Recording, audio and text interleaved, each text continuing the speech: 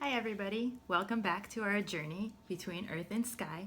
This will be session 4. And so at the end of our last session, at the end of session 3, we earned our Blue Bucket Award. So today we're going to start working on earning our Firefly Award. So fireflies are really fun. It's a little too early in the year for us. I am recording this in the middle of April. It's a little bit too early here in Maryland to see fireflies, but we will soon. Usually in the evenings when it's hot, we'll see fireflies outside. And so if you read the story, you'll learn that the two fireflies in the journey are named Lucy and Ace. So it's actually kind of fun why they're named Lucy and Ace. It's a little bit of a joke. They are named for two molecules called luciferin and luciferase. So Lucy and Ace. So these two molecules help real fireflies produce light. They are big words. These are big science words, but it's kind of a little joke. So Lucy and Ace will help you remember luciferin and luciferase. So today we are going to start reading chapter 2. You're going to read the first part of it up to page 29, where Lupe says, "Wait and see." So far, you'll see that the flower friends, they do travel to Maine.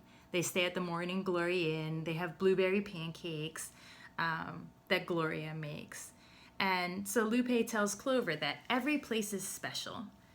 So do you have any special places that you really like? It doesn't even have to be far away, but it could be. It could be a secret spot in your backyard, or a special place at the local park, or a place that you like going on vacation to.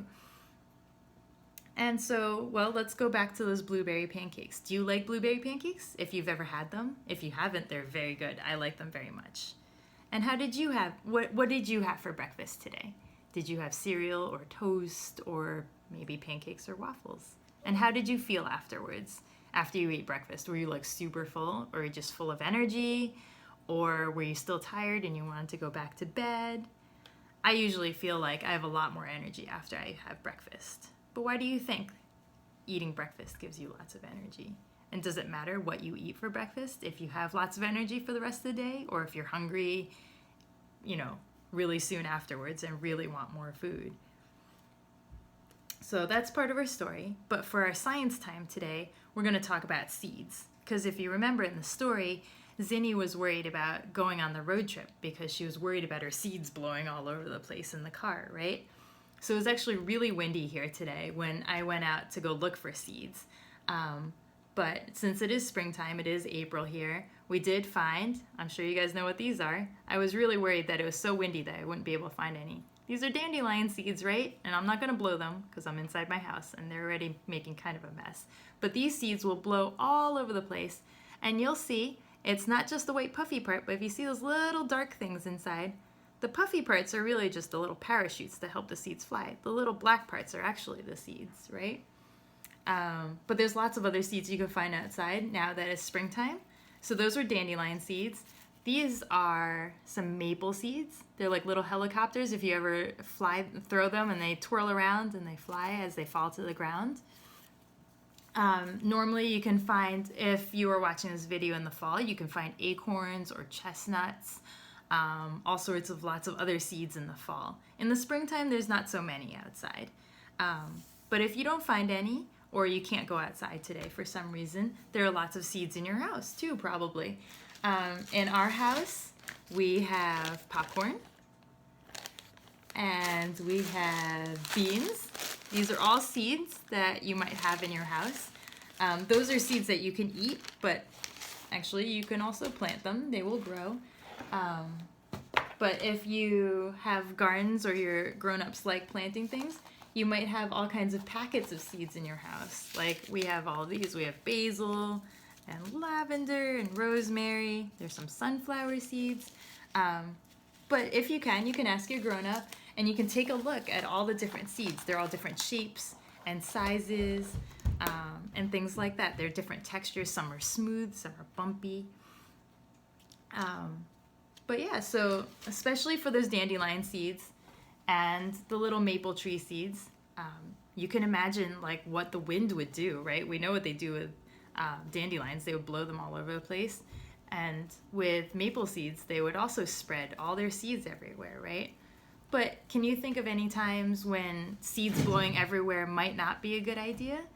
Right? You might not want seeds blowing all over the place if they don't belong there. If they're not native, they might be invasive plants, right? They might be weeds or plants that you wouldn't want in different places. So why don't you go outside? Try and see how many seeds you can find. What, if you know what plants they're from, see if you can collect them. And so now we know that seeds are just baby plants waiting to grow, right? They're waiting for it to be warm enough and wet enough. Maybe they need sunshine to grow.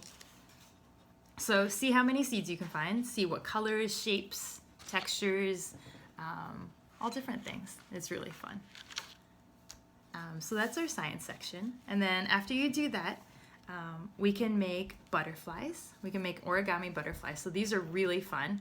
So you got a little butterfly body, and if you press the body, it's not working very well in my hands, but the wings flap. So I will try and add a picture of the directions in the comments or a link somehow so you guys can see. But you start with a square of paper like this. And if it has a pattern on one side like mine does, you can have the pattern side facing down. And so you're going to fold it in half first into a triangle shape like this. So that's pretty easy. You can pause this video if I'm going too fast. And then so you take your triangle, you're going to fold it in half again, high. So it ends up being a smaller triangle. And then you're going to take one side and fold it up at kind of an angle, not straight. So that's going to be one wing. And you turn it over, fold the other one to match. So that's your two wings. And then you're going to unfold it just a little bit and put it on the table. And if you press down on the body, you can make the wings flap. And there's your little butterfly. Isn't that cool? It's pretty awesome. So that's all I've got for today. That's a short session.